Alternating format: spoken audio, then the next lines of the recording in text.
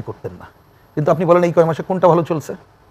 আপনি দেখলাম একজন উপদেষ্টা লিখেছে যে একজন যুদ্ধ অপরাধী, মানে যেই কোর্টই, যে কোর্ট আগে তার মৃত্যুদণ্ড দিয়েছিল এরা খালাস দিল, কোর্টের বিষয়ে আমি মন্তব্য করছি না, কিন্তু কেউ যদি বলে জুলাইয়ের গণঅভ্যুত্থানের ফসল এটা, আপনি জুলাইয়ের গণঅভ্যুত্থান উনি বলুক, ওনারা কি এই জন্য করছিলেন?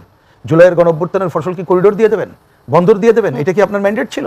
তাহলে তো আপনি ওই যে বললাম সেন্ট মার্টিন বা ভূরাজনীকরণ দেবেন, তাহলে আপনি এই যে জুন বলছেন, আপনি ক্লিয়ার করে বলেন ভাই আপনার উদ্দেশ্য কি, জুনের মধ্যে আপনি কি কি করবেন? আপনি কি আপনার নতুন দল করে নিজে করবেন না অন্য কাউকে করে তাকে ক্ষমতার ভাগ দিয়ে এই জায়গাগুলো যাবেন? এই প্রশ্ন কিন্তু জনগণের প্রশ্ন। সুতরাং উনি কেন দেরি করতেছে এটা কথা বলতে হয়, মানে ঠিক বলতে হবে। আমাদের অঙ্ক সোজা, আমরা যে বলেছি শুধু নির্বাচন চাই না, দেখেন তিনটা কথা ওনারা বলছেন, সাথে আমরা একমত, কমিউনিস্ট পার্টি বাম জোট একমত। 1 নম্বর বিচার, আপত্তি নেই, কিন্তু বিচার মানে কি আপনি ভালো জানেন, বিচারের কাজ দৃশ্যমান করতে হবে, আপনি তো সব শেষ করতে পারবেন না, কিন্তু এমনভাবে করবেন যাতে প্রশ্নবিদ্ধ না হয়।